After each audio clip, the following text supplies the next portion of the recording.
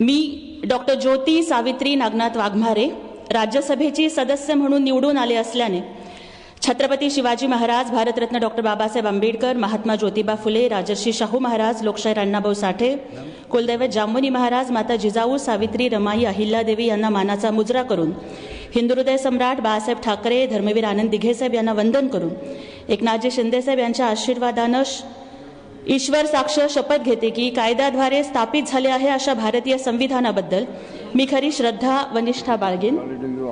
भारताची मैं फिर से लूंगी मैं फिर से. ठीक है मैं फिर से लूंगी.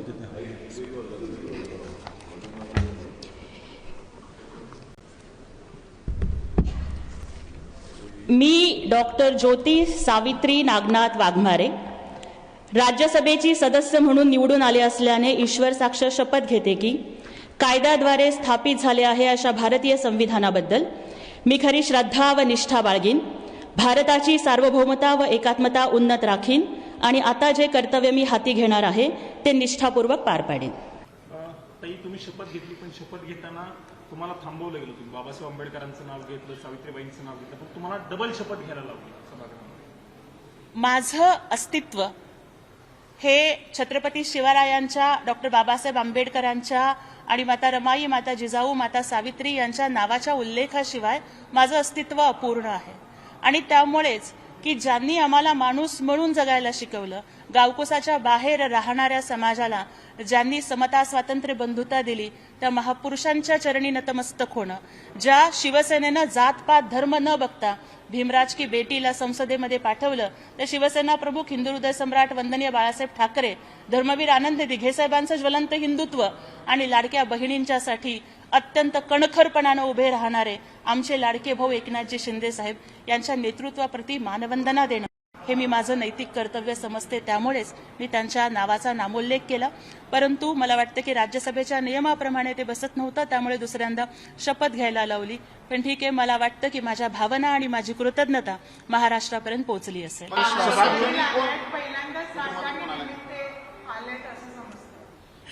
खरं तर हा खूप भावनिक करणारा किस्सा आहे. आई वडील माझ्या सोबत आहेत. काल ते पहिल्यांदा विमानामध्ये बसले आणि मुंबईला पण ते पहिल्यांदा आले होते जेव्हा मी प्रमाणपत्र घ्यायला गेले होते. आणि माझी आई एकनाथ शिंदे साहेबांना म्हणाली की साहेब, आम्ही मुंबई पहिल्यांदा बघितली तुमच्यामुळं. तेव्हा एकनाथ शिंदे साहेबांनी माझ्या आईला शब्द दिला होता की तुम्ही मुंबई पहिल्यांदा बघितली आहे, शपथविधीला, लेखीच्या शपथविधीला दिल्ली सुद्धा बघा. आणि साहेबांनी माझ्या आई वडिलांसाठी आणि कुटुंबासाठी विमान प्रवासाची सोय केली. पहिल्यांदा आई वडील विमानात बसले आणि आज ते सोबत आहेत. ही शिवसेना आहे. हा एकनाथ शिंदे साहेबांचं हे सर्वसमावेशक नेतृत्व आहे. आतापर्यंत आम्हाला वाटत होतं की राजकारण हे थोरा मोठ्यांचं काम आहे. राजकारणात बाप मोठा असावा लागतो, आडनाव मोठं असावं लागतं, घराणं, संपत्ती मोठी असावी लागते.